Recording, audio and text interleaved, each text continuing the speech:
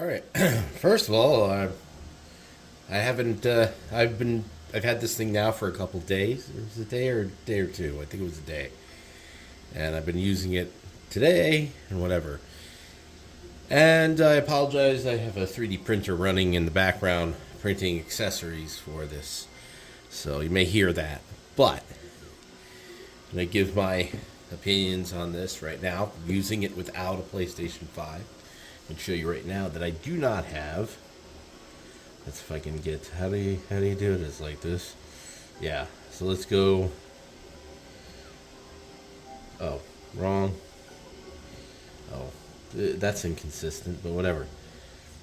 You go to the home menu and you see that I do not have. It says connect to your PlayStation 5, but I don't have one. So if I hit that, it says there are no PS5 consoles paired with this account. Skip and go back here, and it'll say stream from your game catalog. So what I've gotten from this is so the video quality, except for when I first booted it up after the updates and everything, has been impeccable. It looks native. But you'll notice it's not when you feel that tinge of input lag. It's a little more than I'd like. It's manageable, but it's a little more than I'd like.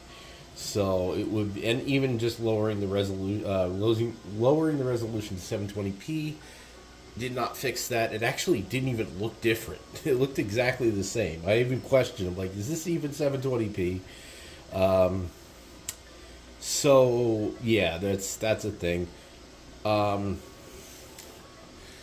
didn't realize, because everybody said there was only PS5 games on here. I didn't realize there were PS1, PS2, and PSP games also on here. I know nothing about what's going on with the PS5 for the most part, outside of I have the controller and I know about their biggest first-party games that have been released, and that's about it. So I'm fairly new to the catalog of games, even to the PS4. Like another thing, so I'm rambling a bit and it's bothering me. Anyway, so one thing that I didn't think of was there's an app for your PC that you can run these games. It's not all these games, but you run PS4, PS3, and whatever else on your PC. So if you sign up for the service, if you have a PC, you can also play, like on your PC, you could play the PS4, PS3, and whatever else they have there. So, you know, like I have a PC handheld, so I can download that and play the other games on there. And that's a way bigger catalog. The only thing is the app is a little finicky. So, but with this, I have access to all the PS5 games. So I was playing, other than these games, actually I tried to play that game, it wouldn't let me log in. Told me I had to create a brand new PSN account just to log in, so I gave up. But, yeah, so I played quite a few things. Ratchet and Clank Rift Apart. I played some PS2, PS1 games. I played, Doom Eternal. And like I said, with every game, I noticed just a touch of input latency. Some games were perfectly fine with that input latency, and you basically don't notice it because of the type of game. But some games, it's fairly noticeable. But you can adjust to get used to it. But it would be nice if they kind of fix that a little.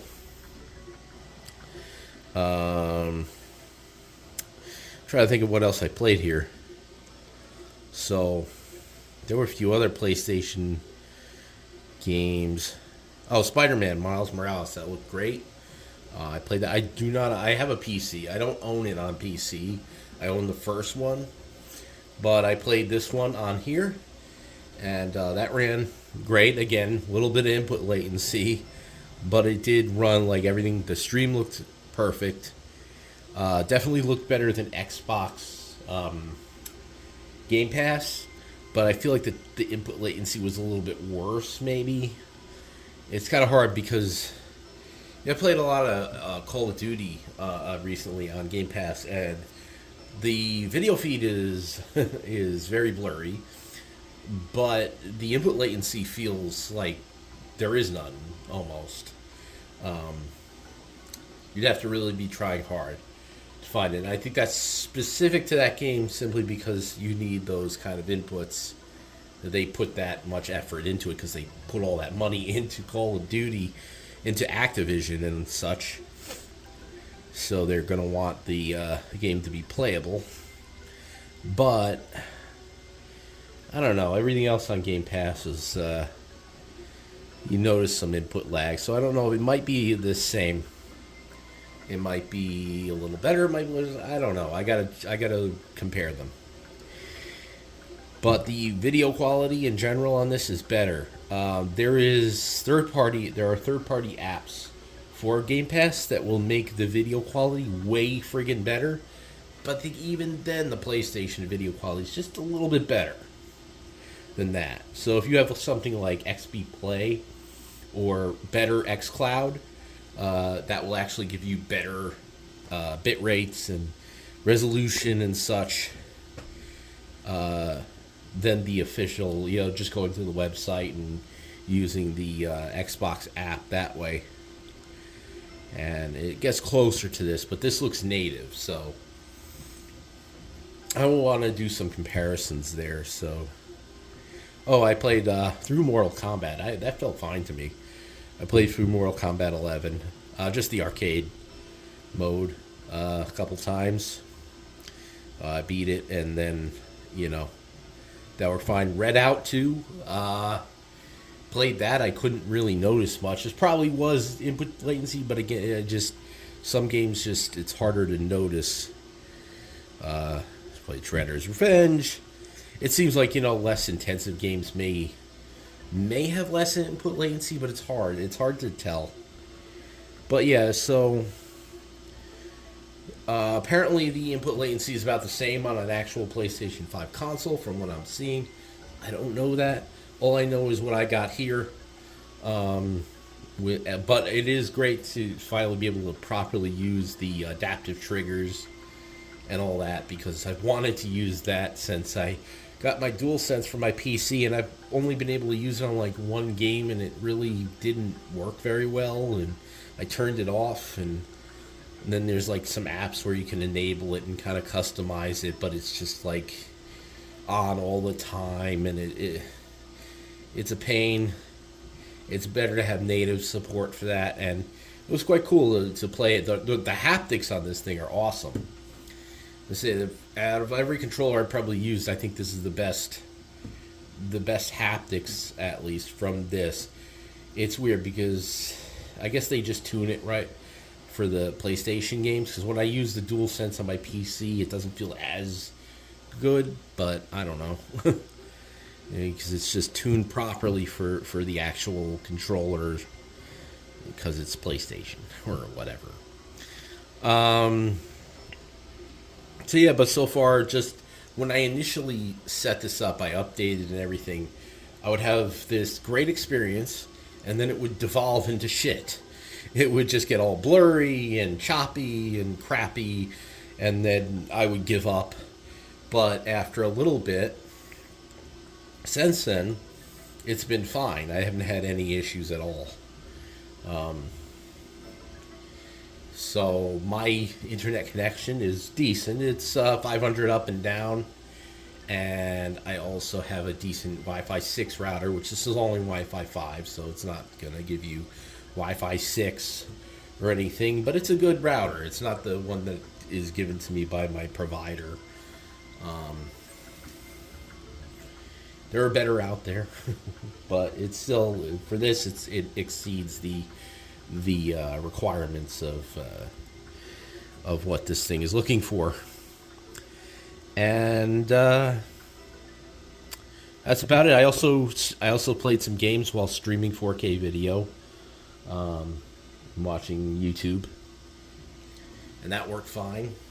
That's just more like an internet speed thing. I just recently upgraded from 100 up and down to 500. So So that's a thing.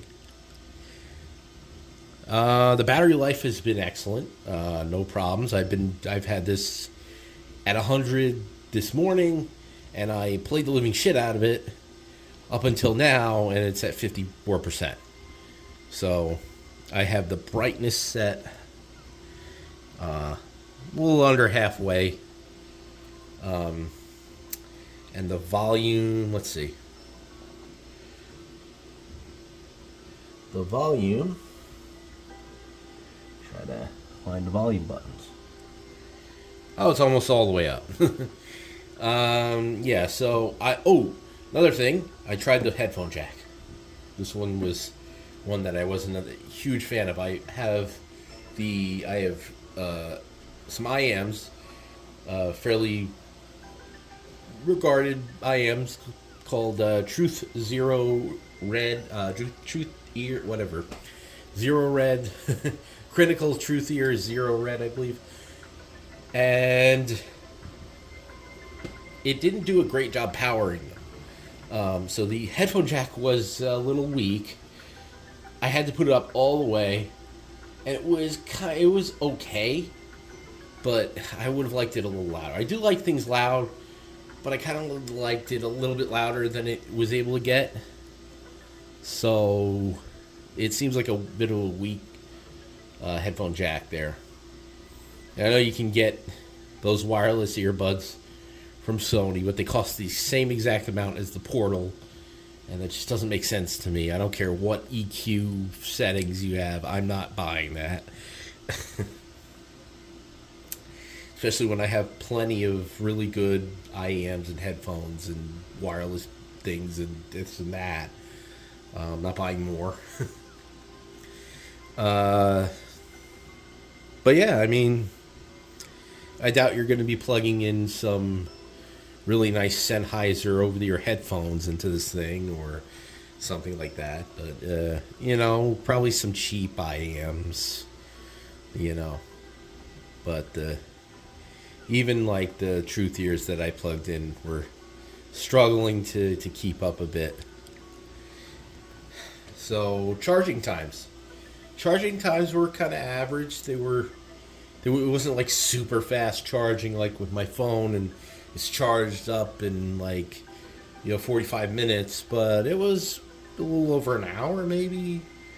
It didn't feel like super long or like I was like, oh god, is this thing ever gonna charge? It wasn't like the fastest ever, so it was kind of mid. So it definitely gives you more battery life than charging time. So you play for longer than you charge. So that's a good thing. And yeah, I mean, all it is you're playing PlayStation games from the cloud. There's no search function. You may want to look through list of games here to see if the games you want to play are here. I don't demand the latest and the greatest all the time, so I'm okay with playing just good games and not just the latest good games or whatever. But yeah, we have Elder Scrolls Online.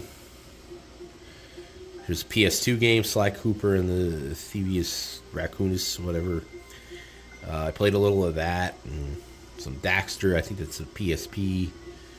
A bunch of a few Ratchet and Clank games, but you have the newest one, The Witcher 3. Stuff. Dead Island 2. Canada Bridge of Spirits. I played a little of that mostly on my PC, but not on this yet. I gotta try it. Yeah, and of course you got Doom Eternal, blah blah blah, and stuff. Grand Theft Auto 5. Had an issue with the button inputs with that for some reason. It didn't want to take cover. When I first got it, maybe it smoothed itself out, but I was like trying to take cover and he didn't want to do it.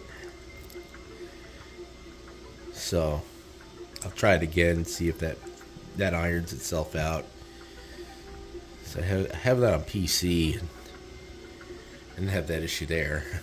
You got Resistance or Retribution for the PSP. Used to love that game growing up. Not even growing up. I was still fairly adult. But had it on the PSP. Used to play that all the time. Yeah. So Metal Hellsinger. I've only ever played that in VR. I played the demo. I want to buy the VR game. Of course, Spider-Man Miles Morales. I think I said that already, though. Assetto Corsa was the one that was giving me a little trouble with the input latency. I was having a little trouble keeping up with the cars and crashing and stuff. It wasn't the best. Haven't tried Demon Souls, but I do want to. It's one of the reasons I'm like, I don't know. Guardians of the Galaxy. Yeah. So I'm just going through a list of games. Just, maybe you want to see what games are on here. So if, should I get this or not? If you understand, you're going to get a little bit of input latency. You may not notice it. Some people have said that. And you know what? I have a friend, my best friend, has a TV with worse input latency on it than I get on here. And, he doesn't even notice it. So it drives me crazy, but he's like, yeah, I'm fine. Like, all right. Uncharted here. Uncharted Legacy of Thieves. And like I pointed out, if you have like a PC or something, any kind of PC, you can download the PlayStation app on there and you get even more games. So, that's the thing. You get the PlayStation 4 versions of some of these games, but on here you get the PS5 versions. So, that's the thing. And some of these games have ray tracing and stuff like that. And they play fairly smooth. Just make sure you go into the graphic settings. Some of the games are set to like 30 frames by default, unless you like that. That actually adds to the input latency issue. You want to set it to the more performance 60 FPS mode there. And then you get 1080p 60 FPS. And that's cool. Other than that, obviously, if you had a PS5 or you got one later, you can stream from this. But, for me, I was like, I personally wouldn't buy it for that because I had a phone. But, some people may have a shitty phone that takes 100 years to launch an app. I don't know. And you have some other reason as to why you would want this. For streaming from your PS5. Maybe you have a phone and it's small and you don't have a tablet or something, or I don't know. There's many reasons I can think of, but for me, not a thing. I don't have a PS5, and even if I did, I'd just use my tablet.